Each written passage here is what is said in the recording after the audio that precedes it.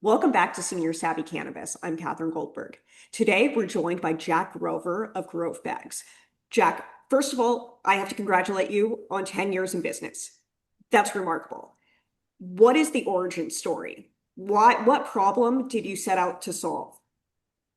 I started off as a kind of just a caretaker and you know, a, plant advocate more than anything else. My brother Charlie, who passed late last year, got a lot of relief from cannabis. He had cerebral palsy, and kind of battled that condition his entire life. So, when I was about maybe 10, he moved out to California and was an early patient in California cannabis. And seeing how that impacted him and affected him got me interested in cannabis when he would come home or spend some time in Ohio at different chapters of his life. I would grow for him and I should say try to grow for him my first few times, but really got me familiar with the plant and intimate with the plant. And I just had frustrations that at the time didn't think would apply to commercial cultivation, in terms of post-harvest drying, burping. What is burping? Why is my flower molding? Why is it great one day and 2 weeks later has an intense hay smell I can't get rid of, and really kind of just getting curious about the product. But really, kind of I noticed the issue with post-harvest curing and storage very early on. I would say before, we had a concept of curing versus storage, and before anybody in the market really paid much mind to it either. So fast forward a little bit from then, and we were visiting I was visiting a friend's cultivation facility and talking to some of the staff and noticed that they were having the same problem I did, and they were doing things by feel, and there were a lot of different ideas and thoughts around post-harvest and what is curing versus drying, and is there a difference between curing versus drying. And that's kind of the environment we entered into 10 years ago. So really we've always had the hope and aspiration to deliver products that,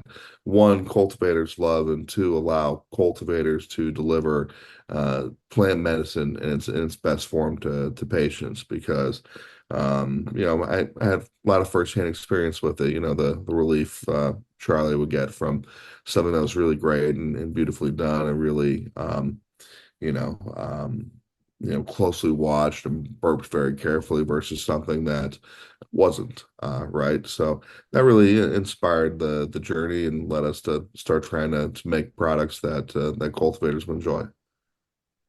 You sound like an incredible brother. I'm sure Charlie's memory is always going to be a blessing. That's a really, really cool story. Appreciate Um, that. Yeah, certainly, certainly think about them every day. I bet, I bet. So, can you tell us a little bit about? I had a guest on last week. He says that no cannabis is cured properly because it's only until past the 7 month mark or so, when all the chlorophyll is gone, that cannabis begins to cure. I didn't necessarily I didn't say he was wrong. I just think there's an art and a science to the cure. So when you think about curing cannabis, how do you like to think about it within the first, let's say, couple months? And then how does that perspective change when we're going on to, let's say someone grows a lot and it's 8 or 9 months later and they still want to make sure their weed is good. Do you think about that any differently? Absolutely. I think your guess was technically not incorrect. What we're doing with curing is we're trying to balance two things. One, we're trying to balance residual digestion and enzymatic processes of the sugars and chlorophylls, and different plant metabolites, within the plant, and digest those without losing desired profiles, whether it be monoterpenes, terpenes, flavonoids, cannabinoids, terpenoids. Um, Very difficult to do both things perfectly in harmony, particularly in today's cannabis environment where monoterpenes are so prevalent and we are dealing with a lot of very fragile terpene profiles, particularly if you think of something like Skittles, for example, or any sort of, I should say Z, or any sort of candy profiles, particularly the Zs. A lot of cultivators cut them early. The reason they're being cut early is because they're not cut early. That plant will consume a lot of those monoterpenes and other terpenoids, flavonoids, cannabinoids, and it'll change the flavor profile away of what's preferred. So what we're trying to do in an ideal situation with curing and storage is aid that enzymatic digestion and residual digestion, but also do it in a way where we are not losing volatile organic compounds, which we're doing, and I will say this, if you're burping, you've got an imperfect cure because if you're burping, you're doing a dry stage process in the cure stage.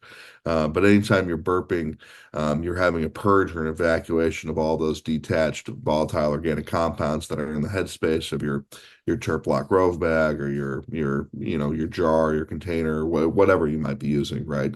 Is always true to a degree. So that's really the battle and the nuance of it. And really what we're discovering now is that's very interesting is one, we've been pushing a lot. Water activity level is kind of a benchmark for understanding where cannabis flower is in its ideal life cycle.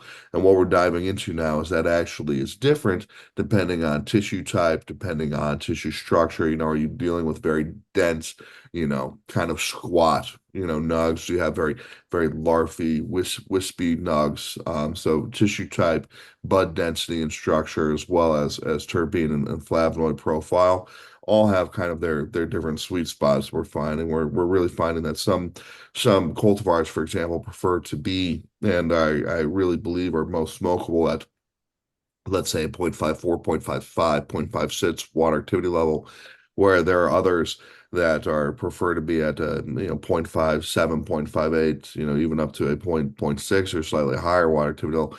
Whereas on the other side, maybe some of those short, squatty bud structures that I was just talking about might prefer something in even the high fours. So that's pretty interesting, and that's something that I think is really cutting edge of cannabis curing and cannabis post-harvest quality maintenance. But that's where we're really focusing our time right now. And I think if you look at some other really great groups, if you look at, for example, Sergio Picasso, what the team at Connect is doing, I've got to give them a major shout out. They're very focused on water activity level and the implications on smokability from them. Or from that data, and they're doing quite a bit to benchmark and correlate and really create a comprehensive qualitative, or I'm sure comprehensive and quantitative benchmarking system to try to take the art out a little bit more and make it a bit more science-based, not out of lack of reverence for the art, but out of desire to be able to put out better cannabis at scale. And I think a lot of people in cannabis that are passionate about cannabis kind of lost the fact that overall cannabis has gotten a lot better and quality has gotten a lot more competitive over the last 10 years. And that's because, people are trying to add systems and quantitative benchmarks to some of these previous unknowns. And that extends to, let's say, post-harvest mastery from the dry to the cure to the post-harvest life cycle. Absolutely fascinating. This is like cannabis 2.0. That we're That's the hope. so I have been storing my cannabis in amber mason jars. I have one of those vacuum sealers. Why are mason jars, are they not as fabulous as other options? So that's a loaded question. Let's go through it. So your amber Please. mason jar, one, a brown glass is better than clear glass, and it's not as good as a purple or a black or a completely covered, glass, because ultraviolet light is actually one of the fastest, it's actually the fastest degrader of cannabis quality. So it's good that you're at least using amber, but in terms of, if you look at the beer market, Mm. amber bottles are used for ultraviolet light protection. Amber bottles in very tall packs are better for ultraviolet light protection than shorter packs because there's less of the beer exposed to ultraviolet light, or less of the container exposed to ultraviolet light. Ultraviolet light is a major killer of cannabis quality and terpenes and flavonoids. Um, That's why with all of our products, we really prefer to put in our stock line. We put in ultraviolet light blocker because it's such a massive degradation point. But again, this is all not to say that the mason jar is bad. Mason jar has got a really good, what we would call an absolute barrier. It's really good at trapping odor. It's very good at locking something into to where it's at. The problem with it is it's really, particularly if cannabis hasn't been properly dried or is still in a volatile stage in its life cycle, it's not allowing for any sort of ideal gas exchange or gas curation. And even when you're pumping in, pumping the oxygen out of the environment of that jar, you're still left with a very high nitrogen, or I'm sorry, a very high oxygen environment. And you're left that jar, particularly if there's a large ratio of headspace to flower in that jar, there's not a lot of biomass in that jar in relation to headspace. And that'll accelerate different things like drying out. It'll accelerate the volatile organics and some of those important compounds, leaving the flower and getting in the headspace of the jar. And a lot of times when we open that jar, we have a great initial nose, and then we shake it up and come back to it. That nose is gone. That tells us why there's tremendous volatile organic compounds separated in the headspace that did not have a chance to reattach to the flower and then now escaped the container. I would really call jars or anything that is not passive is not the right word, is static like that. But cannabis packaging 1.0, because it's not responsive to the physiology of the plant. In addition to that, glass has got a very high static charge, and about 90% of terpenes and cannabinoids are in the trichomes of the plant. So having a high static charge environment is never ideal for storage, but that's more of a footnote. Really, the problem is we don't have an environment that is curating an ideal gas mixture to kind of maximize, on one hand, the potency of the flower and the efficacy, while also aiding that residual digestion that your other guest was talking about, really making sure the flower fully consumes or almost fully consumes those residual sugars and chlorophylls to make the ideal and desired flavonoids and terpenoids and cannabinoids. Because there's desired terpenoids and things of that category, and there's also undesired. And then there is degradation from different terpenoids and flavonoids to subflavonoids and terpenoids and cannabinoids, which can also be desirable or undesirable depending on the cultivar and depending on the life cycle management of that plant. Fascinating. Um, did you just learn all this on your own? No, well, obviously we do spend a lot of research and like to think that I think we were the first people to talk really about curing and drying and do a lot of research. We started off really researching hops, and we found hops, and this is prior to the Farm Bill, ancient history. I've really, in some ways, kind of grown up in this industry. But prior to the Farm Bill, we really looked at hops a lot because hops, you can brew beer from cannabis. Hops are anatomically very similar to cannabis. But when the Farm Bill passed, we were really able to go and do some really deep lab studies with some elite laboratories and really study high terpene hemp that was federally compliant, but really gave us much better insights and understanding. But having done this for over 10 years now, we've packaged millions and millions and millions of pounds and worked with thousands of cultivators in dozens and dozens of countries. So we've got been able to work with a lot of anecdotal evidence, been able to run our own studies, been able to work with some labs and run different tests, been able to work with other people that are just passionate about cannabis worldwide in terms of studying and understanding and trying to push the field of research, which is something we're still trying to do every day. As I told you earlier, I think there's really something to be said, and I think it'll be an accepted industry thing in a few years that your cultivar family or your tissue structure or your bud structure will indicate a bit about your quantitative benchmarking for water activity level across your post-harvest life cycle. But doing things like that and also maintaining volatile organic compounds, maintaining the very best expressions of the plant, we lose so much potency in terms of the entourage effect of these different cannabinoids and things from our processes currently. I think cannabis process may even look quite a bit different in a couple of years in terms of what's accepted best practice or what are the people who are winning proper smoke cups consistently doing. What are the folks in Sacramento doing? Exactly. Um, Without giving away the secret sauce, the intellectual property, can you kind of just explain how your bags work? They block out the UV light. It's great. But there's like a film inside. Is that correct? Yeah, it's a multi-layer film that we developed, and it's really, it's not rocket science or anything. It's same class of technologies. If you were to go to the grocery store and, if Catherine, if you were to buy a bag of chopped up, ready to go salad, it's got your lettuces and your radishes and carrots. Well, those will wilt on your counter in a few hours, right? But in those bags, they stay fresh for a couple weeks. It's because that bag is actually very specifically engineered around the physiology of those lettuces and radishes and carrots. And what that bag is doing is operating as a lung or a filter and curating a very specific gas mixture within that bag in order to maximize the shelf life and the color and the nutrients and the taste and texture of those vegetables. It's not a bad way to think about TerpLoc. Obviously, cannabis is quite a bit different physiologically. It's very has its own nuances, but that's the same basic idea of what we're trying to do. We're trying to create the ultimate cannabis climate for curing and long-term storage. And that's really been the overriding goal and the hope with all of our, product development is creating products that allow the product's best and truest expression to reach the consumer.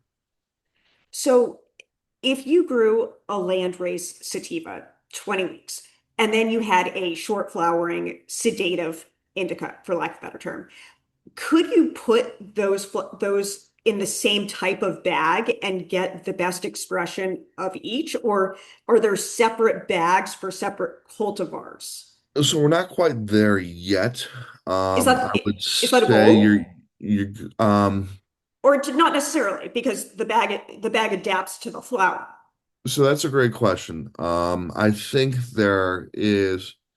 And granted, our understanding and the industry's understanding continues to evolve. I think there is an argument or a vision of a more matured cannabis industry where you might have several different types of TerpLocs or several different protocols of TerpLoc, depending again on structure, cannabinoid, terpenoid, etc. profiles, as well as just tissue structure and tissue density. Um, However, I think you're going to have a much better result. But if you just followed our base program and base suggestions with those two very different cultivars, there is I think growing suspicion and belief that depending on the structure of one cultivar versus another, maybe one of those cultivars would like to go into that ideal gas mixture environment and that TerpLoc environment at, let's say, 0.54, 0.55 water activity level. And the other one really shines and really is far more smokable after a month and it goes into the pouch and is sealed up at, 0.49. I think, I think we're in that world already. I think we're really just trying to understand it and understand it in a way that can really be more than the art side because we're still at the art side with that and moving to the science side. But that's a really perceptive, insightful question, and I personally believe we're going to be moving there as an industry as operational efficiencies continue to get driven and driven and driven, and the intensity of competition continues to rise. I think people will continue to pursue what is absolute best practice and what is absolute best in class product. And I think really mastering that and understanding that from cultivar to cultivar is going to be a big part of that. I know that growth bags are kind of an industry standard at this point. Everyone knows about them. What about the home growers that are paying attention who maybe have never even heard of growth bags? Would you encourage a home grower to try them out? Yeah, absolutely would. I think anybody who's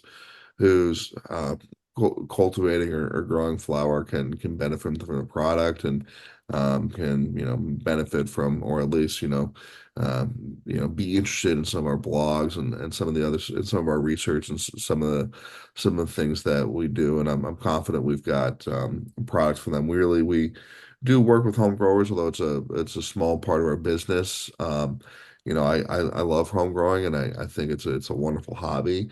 But we've certainly seen, it's difficult. It's, you need the equipment. It's very difficult, and we've seen with the dramatic, price compression at the point of sale for consumers in so many markets, it kind of has driven out a lot of people from home growing. But I think, honestly, in general, Catherine, I think anybody who consumes anything should at least try growing it one time. I think it's the same as cooking or doing really anything yourself. I think having that connection and nurturing something through its entire life cycle and then taking down and trimming in that process, one, it really helps you appreciate cannabis and appreciate what cultivators do and appreciate what the very great cultivators do.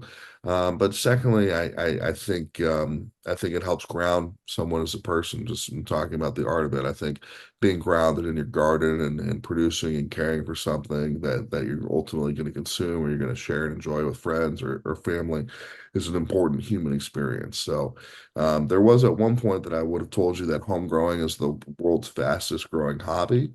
I don't know if it still is, but we certainly applaud and support home growers and love for them to use our products. So we do ship small packs and support a lot of home grower competitions and whatnot. I think that's a very important part of the community because I will say tomorrow's master cultivator and tomorrow's elite cultivators are home growers today or garage or basement growers.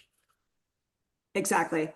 Um, has anyone used your bags for a cure of like 2 years, 3 years, 4 years? Have you heard of that? How, because Yes, we've done that both literally and with simulated heat. Heats. I guess you can do heat agitation in a lab setting to replicate replicate time elapse. It's not like you're microwaving it, but it is a heat agitation, which you could argue about because cannabis is a very temperature sensitive product in terms of its respiration. But we've also, I mean, I've got flour and that's been in bags for 5, 6, 7, 8 years. I've got a lot of different samples sealed up around home, um, in around the office, and then just customers, a lot of customers like, oh, I moved and I lost this in a box and it was sealed up and I smoked it 3 years later. And like, bro, you won't believe what it was, or it was crazy, or, it was like the wildest smoking experience, their profile. And obviously, really, when you're pushing it out that long, you really need to nail the SOPs and, heat seal it and, kind of give yourself the best starting point. But it's been fascinating to see. And I think it kind of circles back to what your other guest was saying. I'm going to have to watch that episode about really understanding that long-term digestion and storage and stability, and at what point does curing stop, at what point does curing stop and revert back to storage, at what point the storage turn just into degradation, at what point is it like wine and it's hit its peak and it needs to be consumed, at what point have we, is it interesting but it's kind of lost those preferred or dominant flavor profiles, and it's drink it sooner not later, or at what point is it, oh, this is, to use again that wine equivalent, like, oh, this needs to rest and continue to mellow out for a few more years. I think really understanding that is one of kind of the things that excites me and is fun for me, and I really think is the forefront in some ways of smokability studies.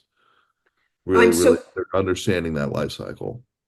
the comments that came in after were, people said, I smoked this 4-year-old weed. It was the best smoke I've ever had. And that comments like that just kept on coming in and in. And it's interesting that perhaps maybe that's the direction that we're going in, that this aged cannabis could be something sought after. And the first time he was on the show, I told him he was nuts and that no one wanted his old weed because I like energizing strains. I was nervous that the THC would break down into CBN. We would be losing the Sure. pinene, the limonene, the terpinolene, the terpenes I'm after. And I guess they have some intellectual property that guarantees that does not happen. But I wouldn't want to sacrifice the energizing qualities for the aging process just for the sake of having an aged cannabis. I think a lot of people feel the same way. I think age is a misnomer versus cured, and then also, so cured is it overcured, cured is it adulterated? I think it kind of comes back down to that Z. Have we lost it? Is could still be good profile, but have we lost the absolute peak characteristics and profiles that we, were most intending, or really seeking? I think it'd be hard to. I've got to watch that episode because really there haven't been enough studies done on it for me to think anybody's got the absolute understanding. This is the way it is. Blah blah blah. But there's certainly unequivocally something to be said that, for that 4-year-old or 5-year-old or eight-year-old flower that's been, sitting in that environment, that if it is a properly managed environment, that, well, total digestion, definitely did happen. And, if there's some degree of stability or if they're, refrigerating it and slowing down some, those processes at some point that, theoretically could have something that really has fully consumed all those sugars and chlorophylls, and it should be really smooth and fantastic. And depending on the terpene profiles, maybe it is less of a monoterpene profile. Maybe it still really is ideal.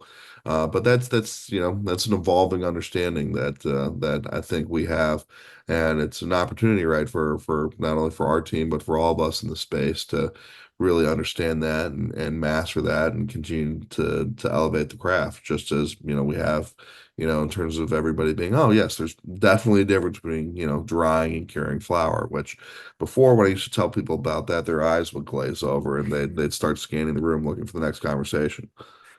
So I think we've definitely come a long way, and we have a long way still to go. It's still a very young industry.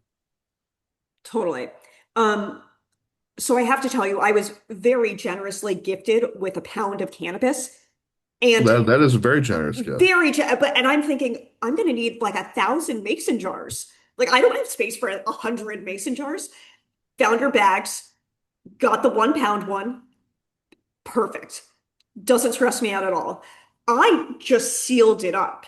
Do I need to do, there was no process of like taking out the oxygen. Was there anything else I needed to do besides sealing it and putting it in the closet to keep No, the, heat seal it and keep it in a dark, cool place. when you say Uh, heat seal? Yeah, when I say heat seal, Yeah. just to teach you something about zippers, there's no zipper in the world that's truly 100% airtight, and Hmm. you will have a bit of residual undesired oxidation on either edge of the zipper between the wall of the pouch Hmm. and the zipper itself. So heat sealing it just allows you to have a totally impervious solution.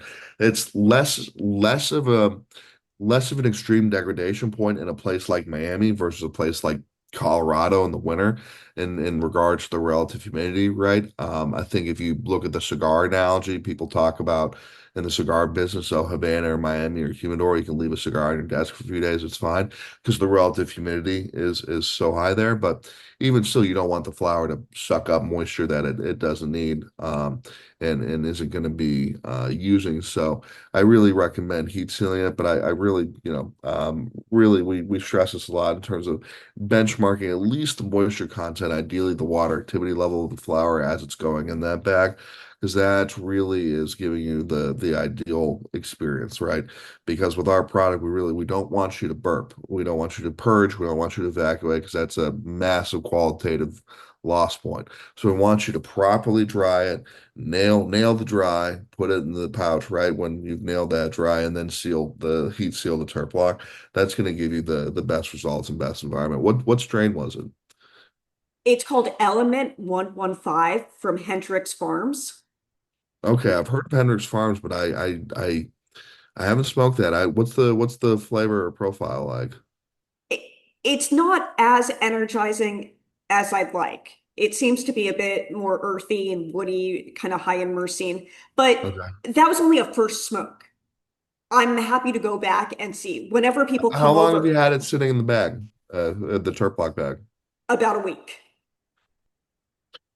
I would give it like maybe another 4 or 5 days and go Okay. back to it, and then really open up the pouch, rough it up, grind up a couple nugs. I think you'll be really interested and taken with the way that the metabolic processes have continued to affect the plant, and I think you'll find certainly a more ideally a more nuanced profile, but some of those flavors should round out a bit and be a bit less muddled. Brilliant. Brilliant. Um, Jack, thank you so much, not only just for creating this product that is changing and elevating the entire industry, but thank you for taking so much time to explain the science to us, for doing all this research and development. It's it's just on a whole new level. Thank you. I lucky enough to work with a lot of amazing people, both on the team and amazing cultivators worldwide. So it's certainly been a large village effort, but we're still having a lot of fun with it, and we're still getting to smoke some pretty cool stuff. So that's one of the most fun parts of the job. But it's certainly we love getting great feedback and hearing that people enjoy the product and they're getting value out of it. They love it. They love it. Well, thank you so much for your time. I hope we can keep in touch because I will have follow-up questions and I'm sure the audience will too. Absolutely. I'm a resource available to you or anybody from your office. We like to talk. We're easy to find. We especially like to meet up and try products. So my Instagram's at Jack_Grover. I'm Jack Grover on LinkedIn. My email's jack@grovebags.com. We're very easy to find. If anybody from the audience, if you'd like to try anything, if you have any questions, if you'd like any samples, please don't hesitate to reach out to us on any of our channels. We'd love to connect with you and would love for you to try the product. They're going to reach out. Well, look They forward reach to it. out. And then I'm certainly down in Miami. We love the Terp Basil event. We support Terp Basil, so I'm there for that, and a few other things in the Florida markets. A lot of exciting It's coming. stuff on the eve of recreation, I think.